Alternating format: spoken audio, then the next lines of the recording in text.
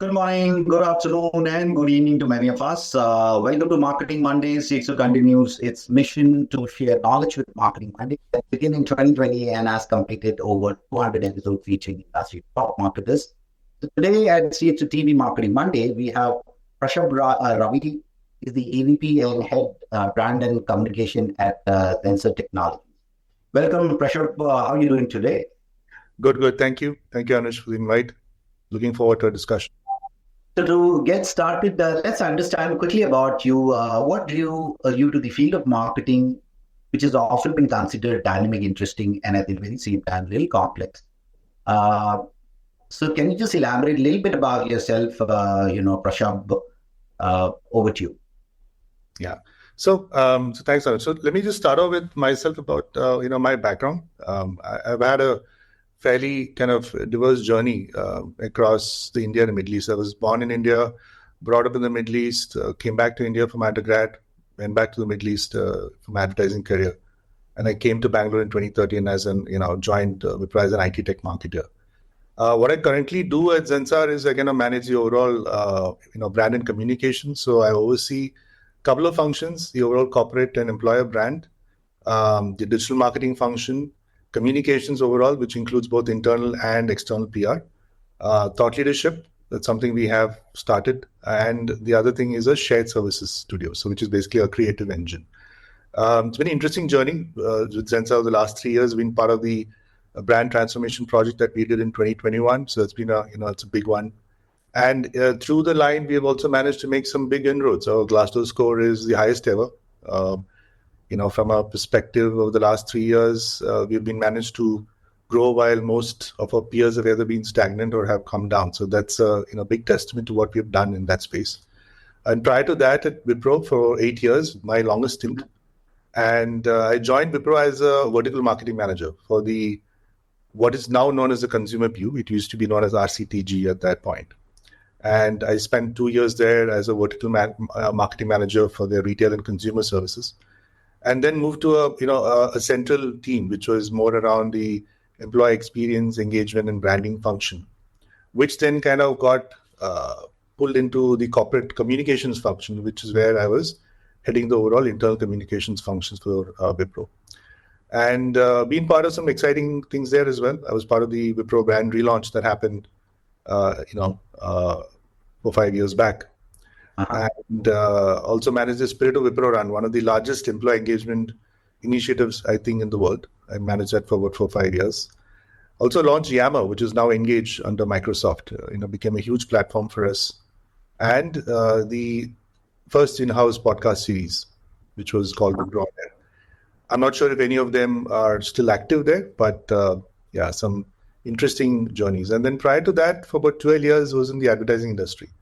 So I was with agencies like Ogilvy, Mullen-Lowe, McCann Erickson, handling a very diverse set of brands, right from our very Royal Enfield Indian brand to Unilever, MasterCard, British American Tobacco, few of those. So it's been an interesting journey, and have kind of spent the both sides, right, of the fence, the advertising creative side and now the corporate side. Awesome, Prashab.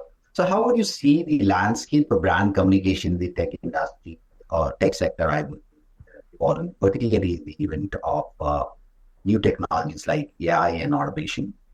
Mm-hmm. So I think the overall is not just the tech sector. I think pretty much every sector is, I think, undergoing a seismic shift. And in our communication industry also, it's the same, right? It's driven primarily by AI and automation, I think. And it's basically moving towards a landscape that's driven through high quality content, right? Exactly. Precision, personalization. Those are the kind of keywords that you keep hearing everywhere. I think from our overall trends, if I were to say a couple of things, I think first and foremost, I think hyper-personalization, right? As marketers, how is AI kind of enabling these levels of personalization? How are we tailoring communication recommendations based on customized product offerings is very important, and how brands can really resonate with that becomes a very big, kind of key factor. The second, I think, is around interactive and immersive experiences, right? So AR, VR has been there for ages, but how brands really engaging with consumers, how is immersive storytelling being a part of it, and how are these product demonstrations becoming a commonplace in the market. I think that's the second. Third, I think, is around data-driven decision making. So, data is prevalent. We have enough of data, but what are you doing about it? How is the data being churned out to create insights? So I think advanced analytics and powered insights are becoming commonplace in the marketing strategy, right? So understanding, how consumers and customers how they're behaving becomes very important for brands to effectively utilize.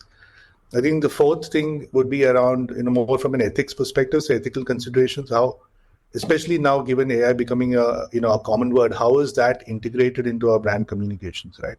So the implications will only grow. So transparency, privacy, bias, how are they being mitigated to create trust? I think that's an important factor. I think the last is around influencer marketing. It's been there for some time, ever since social media kind of exploded.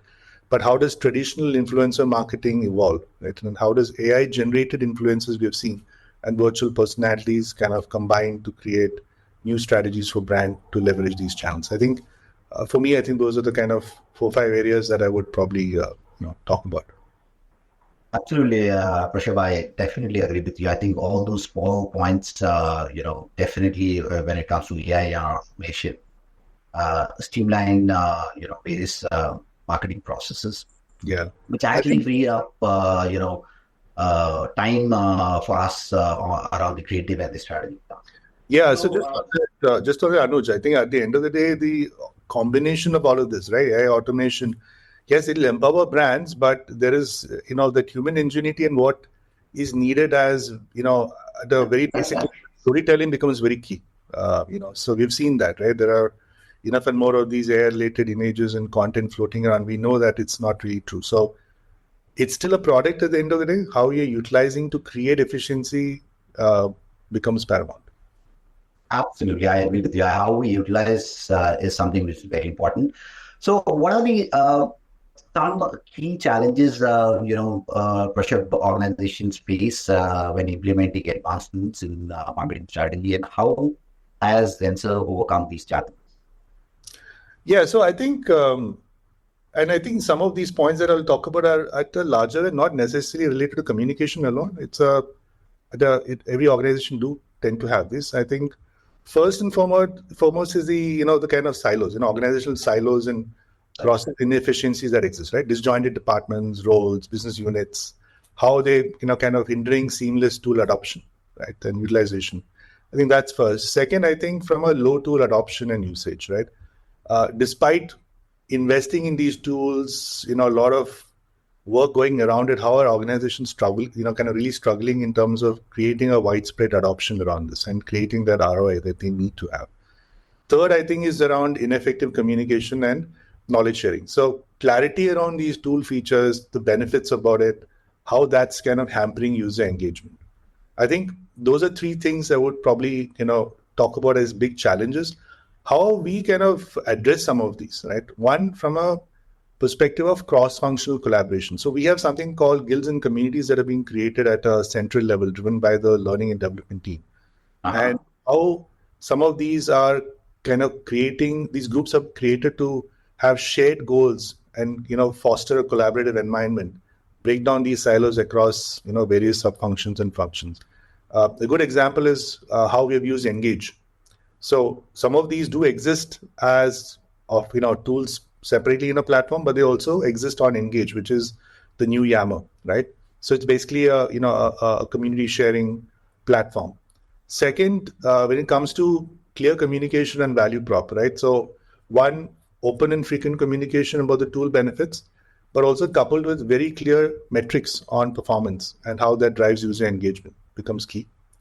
Third, I think from a user-centric design. So how we're designing tools that are at the end of the day being used by users. At the end of the day, it's humans who are using it. So keeping that central, and how this enhances the whole workflow optimization across various roles and departments. So I'll give you an example.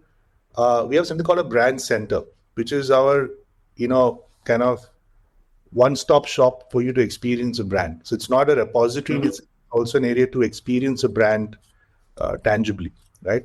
And we did this way back in 2021 when the brand was going through the refresh using Viva, Microsoft Viva as a platform. We were one of the first to use it. So it was it was a case study in Microsoft itself.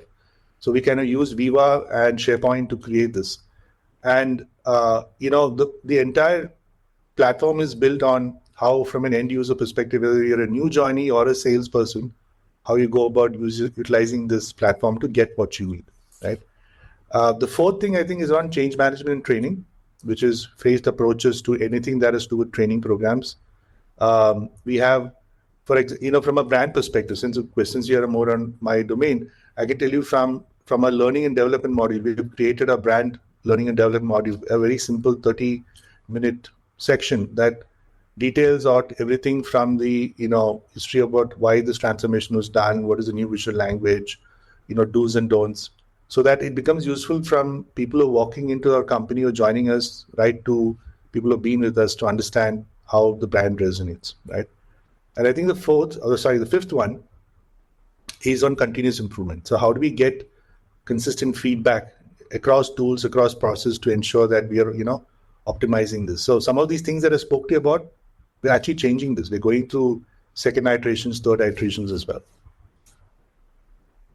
Absolutely. I think integration with the existing system, which is all about streamlining inputs with the existing system, something very important, which you touch upon.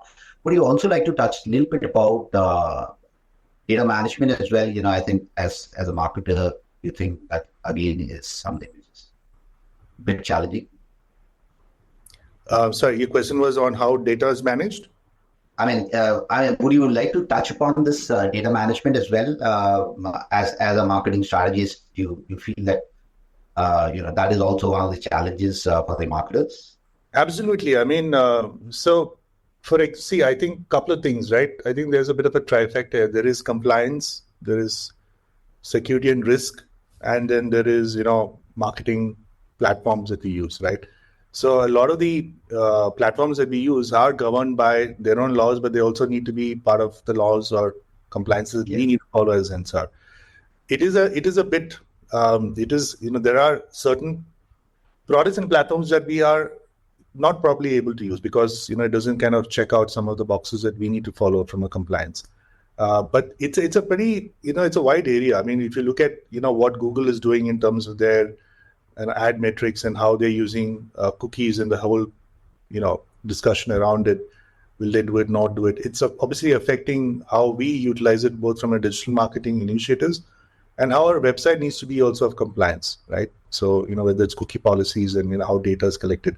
We do an inventory, and there are policies set where every year, and I think it's every quarter, if I'm not mistaken, where we need to ensure that all such requirements. So if, for example, we have a prospect or a certain person's data that's entered, and they have written to us that they want to remove this data, we have to comply with this, right? So there is a practice and policy set in place. So it is a bit of a quagmire in my view. It is an evolving thing, both how we utilize platforms and how platforms are utilizing the data. But we'll have to, the intelligence or the creativity is, finding out how to best optimize and utilize this to, gain the kind of opportunities that we need. Absolutely, I agree with you. I think definitely to a large extent, I think that data management is very important because somewhere down the line, poor data can really have a significant impact on the effectiveness. Absolutely. I think, Anuj, more than that, I think the area that we are interested in is the insights that we are generating through data, right? I think data is out there, but what are we doing about it? I think the other problem that you also have is, like I said, one of the issues that you have is silos, right? Is how, when it comes to data management, digital marketing, right from, putting out the communication out in social media to the hits on website, how the data is, configured to how it finally goes into, let's say, a Salesforce, and how it's being nurtured and led to create their opportunity, sign off the deal. That entire journey also has many, many plug points and, areas of intervention, which can be quite tricky if you don't kind of really understand the overall journey. Absolutely, I agree with you. So, Unlike the other marketers, do you really face these kind of challenge where you get some data points from your sales team, and then they ask you to drive a campaign kind of a thing where so do you get those kind of intelligence, like say for example, if your sales team is sharing some set of named account with you saying that look, we want you to make inroads down there, is it that you just get some kind of intelligence around those accounts in terms of is there kind of a need for your kind of a solution down there? Is something which you get from your sales team, or is it something which has to be done by the marketing?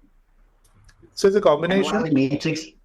I'm so sorry. I'll just finish up this question. So, what are the metrics they have, in terms of identifying that these are the set of, a right fit prospect for us? So couple of things. One, at a large bit of your question is more around growth marketing, account-based marketing, which I don't necessarily manage. It's a peer of mine who manages, but I can tell you from my knowledge of having spent, at Wipro as well, right? So it's a combination. Anything that we do where we are targeting accounts usually requires sales teams clearances, right? You can't do it without their checks. So there are things that we are running from our end, and there are things that are being driven through sales intervention. Okay. Now, typically in a sales intervention, there are two ways. There are account specific, which is account based marketing. So then in that case, it's very unique. So we already know the demographics, what's required from an account perspective. So it's very, very specific and targeted. Then there are from, how do I say, when I say at a larger demand gen growth marketing perspective, where it might be a certain set of accounts targeting a vertical, right? So there are shared references in terms of, okay, what are the new offerings we are targeting? We know the kind of dynamics. Okay, if it's a US versus UK or South Africa, what are the market requirements that are there? What is, so it's a little more specific, but it won't be as specific as ABM. And then there are campaigns that we are primarily doing from a brand perspective, which are a lot more holistic in my view, right? Which are across. So currently we have a brand campaign or experience-led everything that we are kind of talking about. And that's more holistic. It's been driven across platforms. It's a lot more, we obviously identify the kind of, target usage in terms of different parameters. What is it? Like, for example, number of, employees, what's the kind of revenue stream, so on and so forth, right? It's not that we're just spreading it out there. And we're also looking at the kind of verticals, that we want to kind of approach. So there are metrics behind this. At the end of the day, everything's about conversion. So MQLs finally translating, or marketing qualified leads finally translating into sales leads and opportunities is where it defines. And I think there are, like I said, campaigns we drive as a team, and there are campaigns that are being driven by my peer and, the demand gen team, which obviously are very different in terms of what they're trying to do. At the end of the day, the brand message and that connect needs to be holistic. It needs to be similar, so that it's coming from us or them or anybody else, they understand what Zensar is about and what that proposition positioning is. And that is experience-led everything. So that becomes a central narrative that's connecting all of this. Absolutely, I agree with you. So, for those aspiring to build up their career in the brand communication, what are the essential skills and the experience should they focus on, especially in the tech industry? Your thoughts on that? So here's a word that I kind of got to learn after I joined Zensar, where it was the CMO at that point who hired me, and he used to call it full stack marketers, right? We heard of full stack from a technology domain perspective. Essentially, what it means is that you as a marketer need to be conversant across. You can't say, hey, I only know how to read data and that's it. I can't write content, I don't know what social is about. So I think few things, right? I think one, especially in the tech, so since the question is specifically in the tech services industry, I think understanding tech, right? What are the different trends that are going? How do you explain them simply? Simplification of all this, that's very important. You should have a genuine love for understanding technology, right? And you need not necessarily be conversant in understanding code and all of that, But I have a theory that, and I think it's already there, but in another generation, if not less, I think coding as a language will be mandatory in all our books, right? I feel that it'll be like learning any other language. The second thing is storytelling, right? Yeah. You have to have the ability to create, engaging stories with tech products. And it is a difficult space, unlike selling FMCG and things. It is difficult because you're kind of, in most cases, selling, it's a B2B industry, right? So how do you so that narrative, the ability to spin a story becomes very important. Third, I think, is digital skills. You have to be conversant with what's going on in the space of social media, be able to conjure up strategies, understand how digital marketing works, how, a lot of things we spoke about, how data plays a huge role. The ability to kind of create insights out of that becomes very, very important. The fourth is, creativity, right? At the end of the day, this is a creative space industry. How are you able to think out of the box, come up with new ideas becomes paramount. And I think the fifth is about adaptability, which is, how are you staying up to date with the fast changing tech world? It becomes very important. So whether you're upskilling yourself in terms of programs, platforms, or just, keeping abreast, a lot of these conversations that we're having, and I'm sure your forum will have enough and more of these insights. So that becomes important for people to imbibe in. I think from a talent perspective, these things, I think from an experience perspective, working on tech-related projects, creating content, analyzing data, and building a very strong online presence, right? I think these are also important attributes that will help you kind of navigate. In short, be tech-savvy, creative, and be damn good at telling stories. Absolutely. I think to top this thing up a little bit about the analytical skills also, I think if the marketers really have those kind of strong analytical skills, which are really necessary, to measure the effective add on to whatever you just mentioned. I think adaptability, yeah, or technical. Yeah, I think I kind of covered that in the data bit, right? I mean, how do you analyze data and create insights? Becomes very. Absolutely. So looking to the future, what emerging trends do you foresee in the brand communication, and how would you envision Zensar adapting its strategy to capitalize on these trends? So I think, the future is obviously characterized by, very rapid evolution that's happening, driven by the advancements that we're seeing and evolving expectations from both customers and consumers. Couple of trends that I think, one, obviously hyper-personalization. I think how AI and data analytics will play a huge part in creating these experiences across touch points. Second, how we're mastering data to create these insights, right? And create a robust data infrastructure. I think that becomes very paramount in terms of how we're interacting with our customers, how some of these are internally operationalized. A comprehensive understanding of all of this will become very effective when we're driving some of these decisions. Third, I think, and I think combination of the first and second point is investing in AI and automation, right? So how are we using that to kind of extract these insights? And how do we also automate and optimize our campaign operations? I think becomes critical. Fourth, I think immersive experiences. How some of the things around AR, VR. You've seen a lot of things about Apple Glass, Google Glass, VR. But how are those kind of coming together to create those interactive content and build very deep connections? Fifth, I think around ethical, sustainable branding, right? So aligning our brand values around consumer beliefs and how that will create long-term loyalty. I think this is a big one, especially given the whole ESG space and how brands are being, seen to measure carbon neutrality and everything else that talks about it. So a lot of that comes into play. I'll give a very simple example that, in our corporate office, we have kind of stopped doing any flex-related branding. So everything is digital now, right? So we are trying to, make sure that's simple steps like that, adds a long way. I think the next two things are more around formats. I think, one is the short form video dominance, right? We've seen platforms like TikTok and Instagram Reels already creating a lot of these contents. How do brands get on the bandwagon and really play a part in creating product stories and all that? And I think the last one is around voice first interaction. So how are we optimizing brand presence by using voice search? So we have a few ideas in terms of our own platforms as well and how we can incorporate some of these things. Like even from search, right? If you land up on the website and you're able to use voice to get what you need.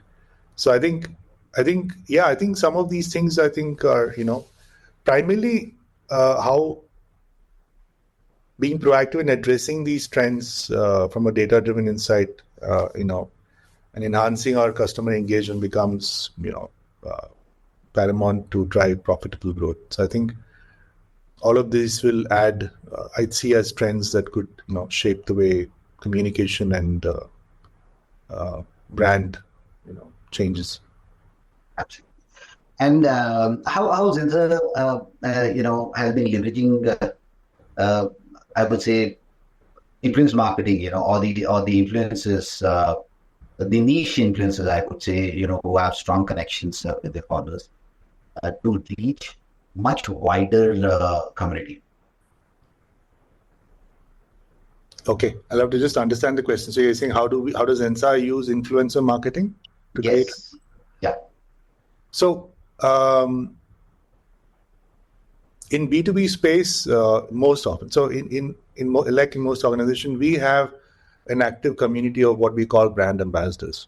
Right? Mm-hmm. So we have ambassadors that represent the brand across domains and across functions, and they play a part in how the Zensar story, the narrative, and also how a lot of the things that we're talking about across the social media and interactions are being also organically communicated and shared. And we don't necessarily mean about reposting it, but actually giving their spin about it, right? So those are primary influencers. And we have also seen that we have some really talented folks in that who are, influencers in their own realm. So adding their own spin, some of these things help in that reach. We haven't got into the area of the kind of the larger FMCG world of, traditional influencer marketing that you see, right? Which is either working with, pop culture artists and, so on.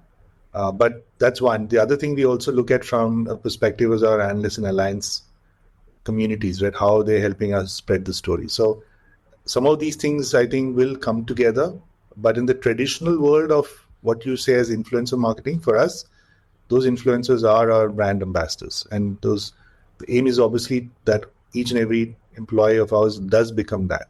But right now that percentage is, about 5% of the overall audience. And we have a pretty active group that helps generate this. And it's a big percentage. We have, 300, 500 people who are brand ambassadors, and each of them have their unique way of putting out their message. Becomes important. And we're cultivating a lot of this internally as well through our own platform. So we have a community where all of this is shared. We get ideas. We even, in fact, reach out to them to brainstorm on things that we want to do, right? It could be as simple as, coming up with a product name. So things like that to kind of galvanize. So it's not just about using them to organically share what we do, but also using that as a community to really expand and engage with on how the brand is being seen and perceived. Okay, thank you, Prashob. So looking at what I feel is, Prashob, the future of marketing seems to be an exciting journey, challenging landscape. Creativity, technology, and ethical considerations with all play a very crucial role in determining the success of marketing campaigns. With this, we come to the end of the episode. Thanks, Prashob, for such an insightful marketing session. We really had a pleasure interacting. Thank you. Thank you for your time, Anuj. And I hope to do more of these in the coming future. And I hope this helps some of the folks who are now listening in. Thank you so much. Absolutely. Thank you so very much. For more updates from CXO TV, please like and subscribe to our channel.